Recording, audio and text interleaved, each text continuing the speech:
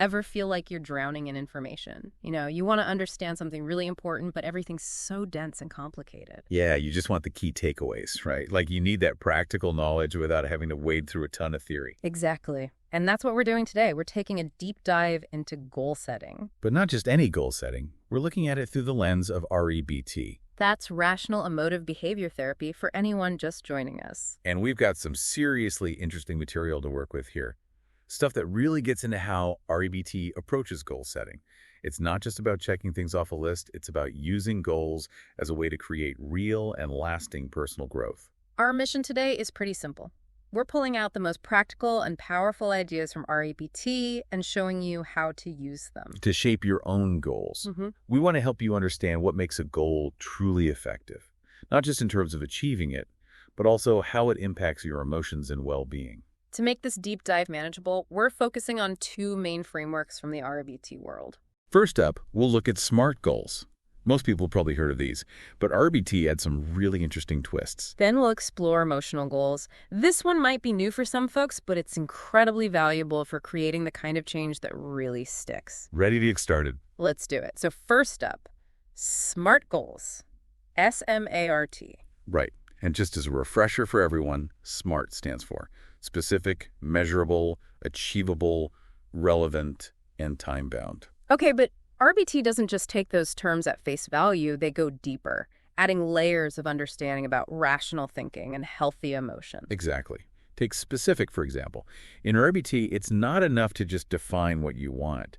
You have to get really specific about the functional emotion or behavior you're aiming for. So instead of saying, I want to feel better about public speaking, which is kind of vague, a more REBT-aligned specific goal would be something like, develop confidence in presenting by practicing structured speeches weekly.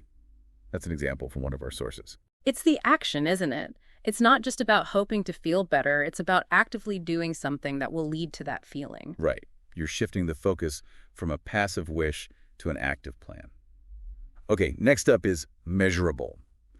We all know we need to track our progress, but how do we make sure our goals are measurable in a way that makes sense for REBT? Good question. It's not just about numbers, is it? No, it's about creating clear indicators that show you whether your actions are actually leading to the changes you're aiming for, both emotionally and behaviorally. So instead of a general goal like reduce anxiety, an REBT approach would be more like, speak in 3 meetings this month and assess my anxiety levels before and after each presentation. That's a much more concrete way to track your progress. You're not just hoping to feel less anxious, you're actively observing how your actions impact your anxiety in specific situations. precisely. You're gathering data points. Now let's talk about achievable, which is obviously super important. We all know not to set ourselves up for failure with unrealistic goals. But REBT has a really insightful take on what makes a goal truly achievable for you. It's about being honest with yourself, right? Knowing your capabilities and limits. Absolutely. REBT really stresses the importance of setting goals that are realistic given your current abilities and circumstances.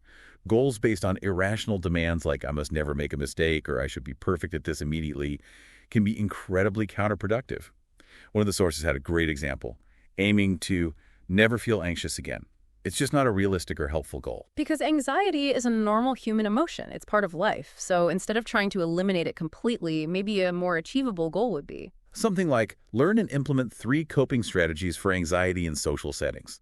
The focus is on building skills and tools, things you can actively work on, rather than trying to erase a natural human experience. That makes much more sense. It's about growth, not perfection. So, achievable, check that out. Now let's move on to relevant. How does REBT help you ensure that the goals you're setting actually matter to you? This is where values come in. Relevance in REBT is all about aligning your goals with your core values and the kind of life you genuinely want to live. If you're working towards something that doesn't resonate with what's deeply important to you, are you really going to stay motivated? Probably not. And it's unlikely to contribute to your overall sense of fulfillment. So if professional growth is a core value for you, a relevant goal might be develop assertiveness skills to enhance workplace communication. It's about ensuring that your daily actions are actually moving you closer to the bigger picture, the life you envision for yourself. Exactly. And finally, we have time-bound. Pretty straightforward, right? Setting deadlines. Yeah, but I'm guessing REBT has something to say about how we approach the deadlines. They do. While REBT acknowledges that having a time frame is crucial for accountability, they also recognize that deadlines don't have to be rigid or anxiety-provoking. So it's not about creating unnecessary pressure. Right, it's more about having a clear time frame to provide structure and a sense of direction. Like complete 5 exposure exercises for social anxiety within the next 3 months. That gives you a target without the feeling of a looming stressful deadline. Exactly. So that's SMART goals with the REBT twist. It's not just about setting any goals, it's about cultivating helpful emotions and behaviors that align with your values and are realistically achievable within a reasonable time frame. Okay, so that was this structured, action-oriented side of things. But our sources also delve into something called emotional goals, which sounds super interesting. What exactly are emotional goals? Emotional goals in RBT acknowledge that your emotions are powerful, and they can significantly impact your well-being and your ability to achieve any goal you set. It's about targeting shifts in your emotional responses rather than just focusing on changing external circumstances or behaviors. Okay, so we're not just trying to achieve something in the outside world, we're also trying to achieve something internally with our emotions. How does that work? Well, a key aspect of emotional goals is the REBT distinction between dysfunctional and functional negative emotions. Dysfunctional and functional. I think we need to unpack that a bit for our listeners. What's the difference, and how does it relate to setting goals? Okay, so dysfunctional negative emotions, in REBT terms, are those intense, prolonged feelings that get in your way and hinder your ability to achieve your goals and live a fulfilling life. Can you give some examples? What kind of emotions are we talking about? Think of emotions like overwhelming rage, the kind that just consumes you, or debilitating anxiety that keeps you from doing the things you want to do, deep, persistent depression, excessive guilt that paralyzes you, intense hurt that you can't seem to move past, pervasive shame that just weighs you down. These are the emotions that really take over and prevent you from functioning effectively. Exactly. Now, on the flip side, we have functional negative emotions. These are more moderate and adaptive. They signal that something isn't right, but they don't completely overwhelm you or stop you from taking constructive action. Okay, so what are some examples of those? Think about concern when you're facing a challenge, like feeling appropriately concerned about an upcoming presentation, but not letting that concern turn into paralyzing anxiety. Or regret after making a mistake, feeling bad about it, but then focusing on making amends or learning from it rather than dwelling on it endlessly. Okay, so it's not about being happy all the time, which is impossible anyway. It's about experiencing the right kind of negative emotion, the kind that actually helps you deal with situations effectively. You got it. REBT isn't about striving for constant happiness or pretending negative emotions don't exist. That's unrealistic and often unhealthy. It's about learning to experience negative emotions in a way that motivates you to take positive steps rather than getting stuck in self-defeating patterns. Right, because some negative emotions can actually be useful. They can give us information about what's important to us and what needs to change.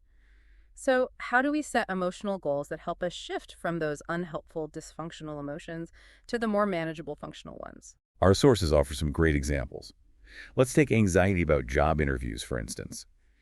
Instead of trying to eliminate that anxiety altogether, which is probably not going to happen, you could aim to replace that intense anxiety with a sense of concern and a focused effort on preparation. So you're acknowledging that some nervousness is natural, but you're channeling that energy into something productive, getting ready for the interview. What's another example of an emotional goal?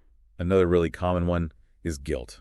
Instead of setting a goal to never feel guilty, which is unrealistic and can even prevent you from taking responsibility for your actions, you could aim to replace inappropriate guilt with healthy regret and a commitment to making things right. So you feel bad about what happened, but you don't let that guilt consume you. Instead, you focus on taking action to fix the situation or learn from your mistake. Exactly. It's about moving from punishing yourself emotionally to actually improving and growing from your experiences. I like that. So we've covered SMART goals and emotional goals. What's next? Well, the sources also talk about this idea of approach versus avoidant goals. It's about understanding the direction of your goals. Approach versus avoidant. I'm intrigued. Tell me more.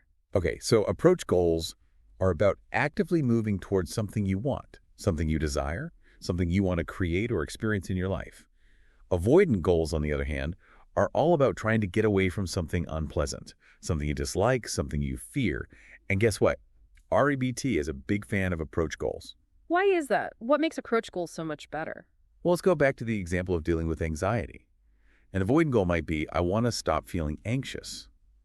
And while that's a natural desire, it's focused on what you don't want, which can be a bit abstract and hard to measure. So it's kind of like running away from something without a clear destination in mind. Exactly. An approach goal in the same situation would be something like, I will practice gradual exposure to anxiety-provoking situations.